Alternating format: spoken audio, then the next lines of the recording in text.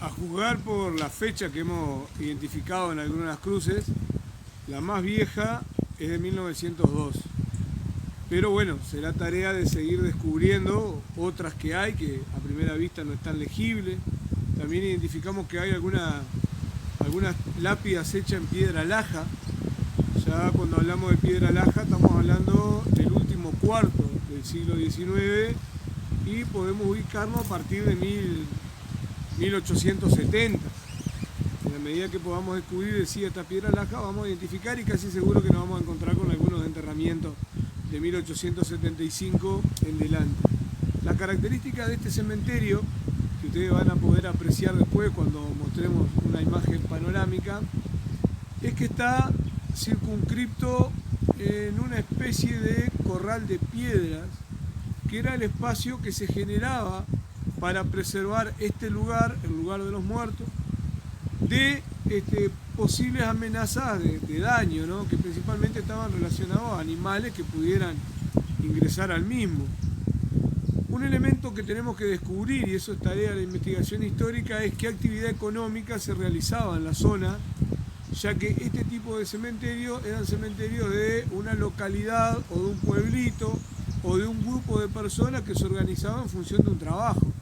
En Campo de Todo, por ejemplo, una vieja cantera de piedra era el lugar que nucleaba a la gente del pueblo y puede verse en los alrededores taperas, ¿no? Casas derruidas donde la gente vivió antes y a pocos metros un cementerio. Imaginen que en la época los trayectos resultaban muy largos para poder dirigirse de un lado al otro y muchas veces el cementerio estaba ubicado bien cerca de donde se realizaba la actividad económica.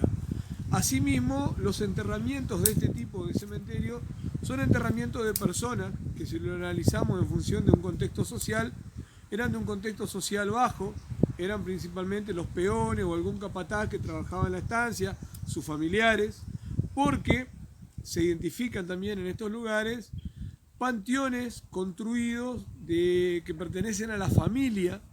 Estamos hablando de panteones donde muchas veces albergan 10, 15 o 20 enterramientos en el mismo, una vez que el cuerpo fue reducido.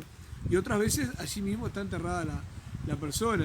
Lo curioso es que cuando se venden los campos se venden con cementerio y todo, ya sea el panteón o sea cementerio como este que estamos planteando.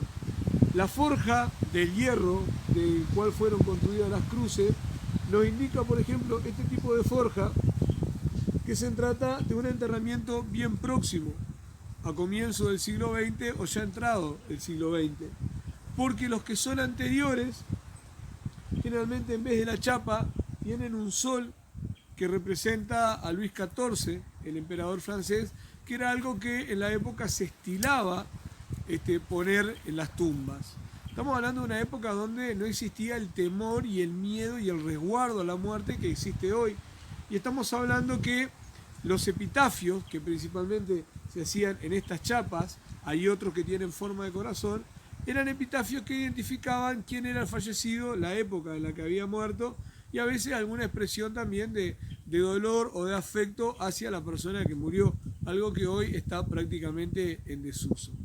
Tarea del sello de la historia entonces, seguir recorriendo este lugar, identificar entierros a quién pueden haber pertenecido y qué cosas se puedan ubicar en la zona como rescate arqueológico. ¿Por qué? Porque en la medida que acá se realizaban prácticas económicas, la gente vivía en el lugar, se desplazaba, entonces de repente pueden aparecer monedas de curso de la época, pueden aparecer restos de cuchillos o de utensilios que la gente utilizaba y eso nos permite a nosotros reconstruir el pasado del lugar. Así que los invitamos a poder ver también lo que es el entorno y la periferia de este cementerio de campo, uno de los tantos cementerios de campo rurales de nuestro lugar.